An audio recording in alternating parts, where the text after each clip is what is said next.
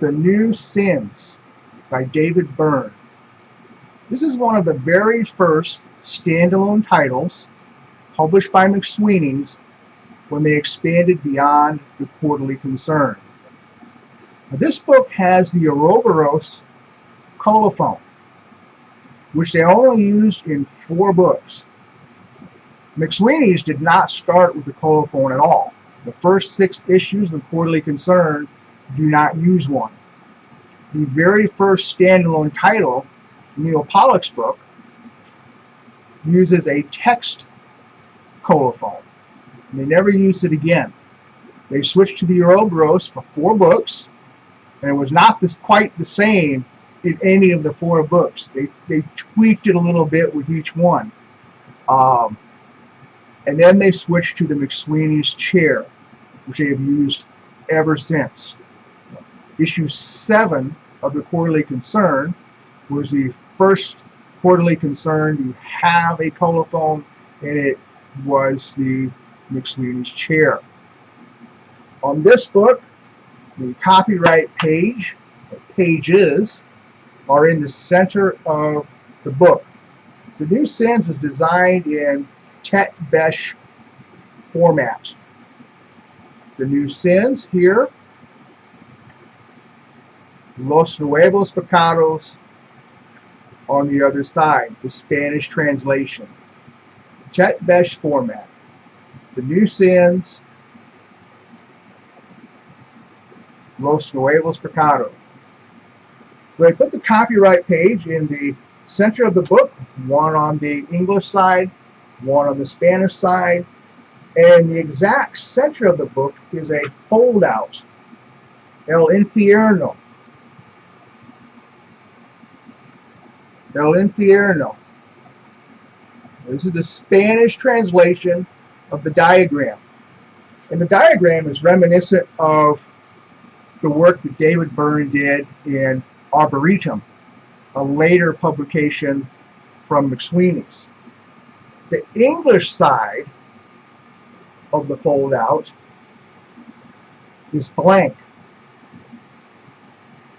Now, I believe this was a mistake. Never been able to find out any information about it. To date, I'm the only person that I know that knows about it. So information is hard to come by. The UK edition, which is almost exactly the same as the US edition, the UK edition has the same setup, 2 copyright pages, and in the center we have the fold-out diagram, El Infierno, the Spanish translation, and on the English side, whoops, the Inferno. The Inferno, El Infierno. So the UK edition has the English and the Spanish. I think it's just a mistake that the US edition doesn't have it. The New Sins was published in the US by McSweeney's as a paperback in 2006. Why they waited so long to produce the paperback, I don't know. Paperback edition had the same look. The belly band is a little bit wider because they're putting a little more junk on it. The belly band is adhesive. The other one, you can see how it wants to fall off every time you open the book.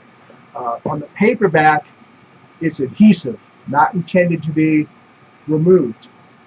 And on the paperback edition,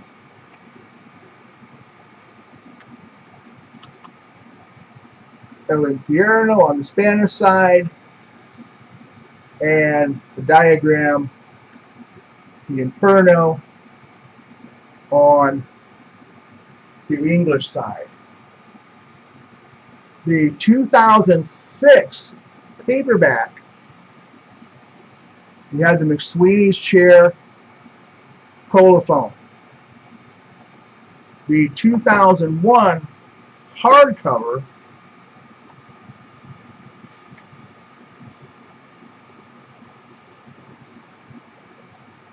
the ouroboros colophon, or the variant that they chose to use for this book with the ouroboros. The belly band on the UK and the US editions, on the spine, this one says, from the makers of McSweeney's.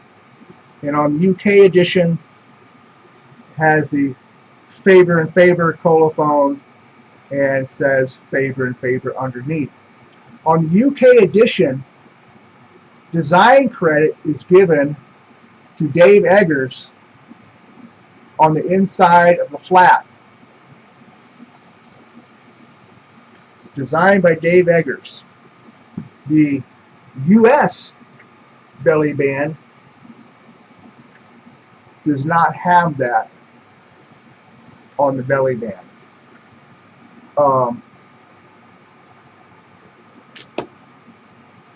Keep everything straight here. Although this is one of the very first standalone titles published by McSweeney's, did not appear in McSweeney's first catalog. McSweeney's first catalog, McSweeney's book, sampler number 1, The New Sins, does not appear. Lydia Davis's book at the time was an untitled collection. It wound up being published as Samuel Johnson is Indignant. There are 2 jacket variants for Samuel Johnson is Indignant. This one has the blue spine, and the other one has maroon on the spine, maroon on the back, and they also changed up the blurbs. So 2 jackets for Lydia Davis's first printing.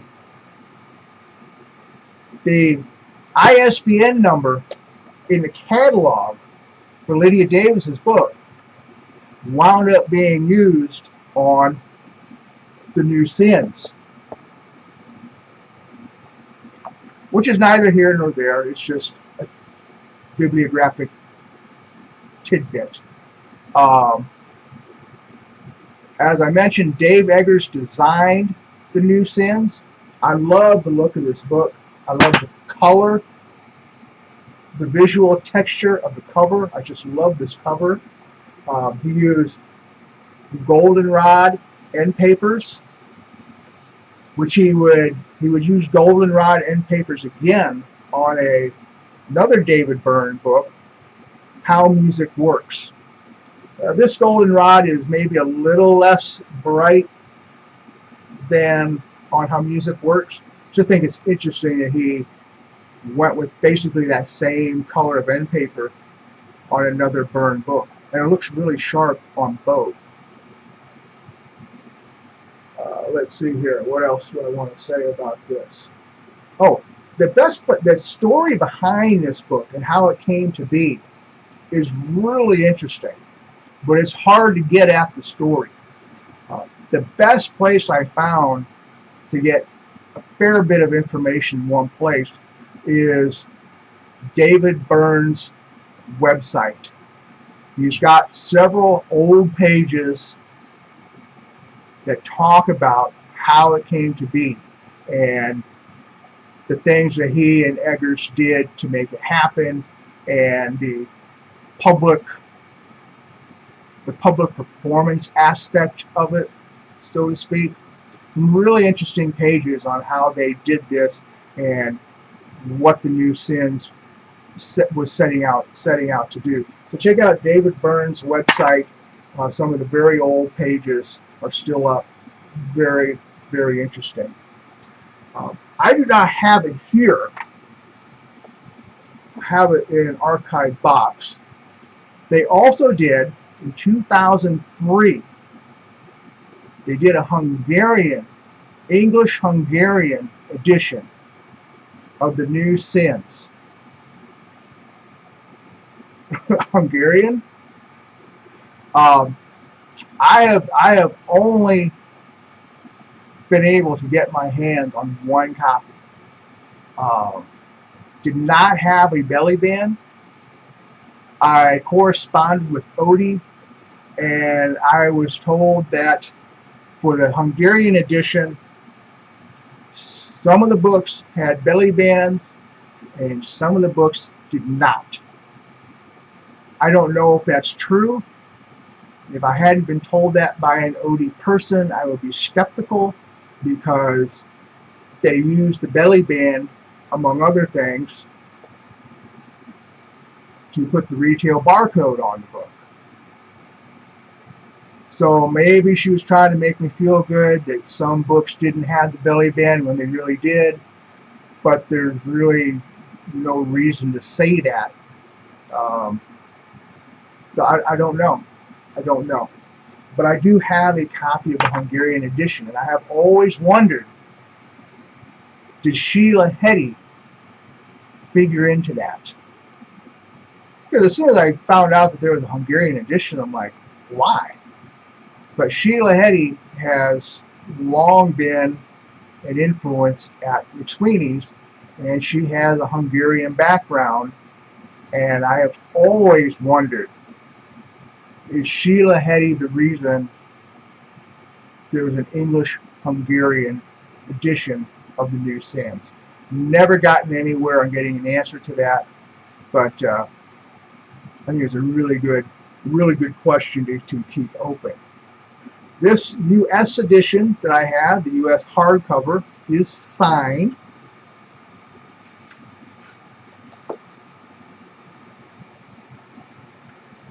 Signed and dated the 28th of July, 2001. And I do not believe that he toured this book exactly. He may have done some signings, but I don't think he really toured the book. It was a bestseller before it was published. It even says right on the belly band it's a bestseller. It was successful before they printed it. All the signed copies that I have seen, they're all dated. And they're all dated in a very narrow date range. It makes me think he did a few signings in very short order, and that was it. There's not a lot of signed copies out there. So that's the deal on the signature. Very narrow date range. Let's see here. The paperback edition, the adhesive belly band, it shelf wears very easily and very severely. You can see it's got quite a bit of shelf wear rubbing, especially on the hard edge here and where it will be touched here. Got just a little bit of, somebody may have tried to see if they could take the belly band off. I've got a bit of tear here where the surface of the sticker came off and the back of the sticker is still there. And it wrapped around. But these stickers shelfware, I have never gotten a great copy of the paperback edition. I have yet to get a great copy. I've got a couple of decent, pretty nice copies, but I've never seen a great one. So I continue to keep my eyes open. But these things, they shelfware. The book can be pristine. The book can be, never opened. Zero cover lift. And the belly band will still have shelfware. And I think that covers what I wanted to say about The New Sins by David Byrne. Case, really cool to have an early Odie case, and it just happens to be for The New Sins. my really cool signed copy. And one of these days, I will come up with a really nice paperback. I'd like to know why they waited 5 years to do the paperback. I'd like to know if it's a mistake that the diagram is missing on the English side of the US edition. And I surely like to know the story of the Hungarian edition. And did Sheila Heti figure into that? And although Lydia Davis lost the ISBN number that the catalog promoted, she didn't lose the book.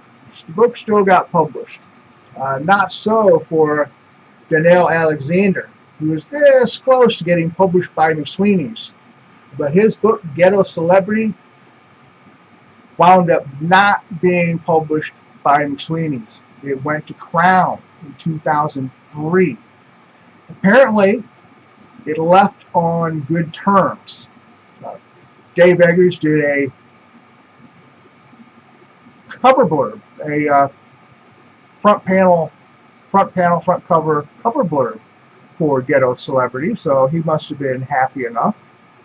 But I do not know the story of why Ghetto Celebrity left McSweeney's, and I am rambling in other directions as I am wont to do, so I will stop it here.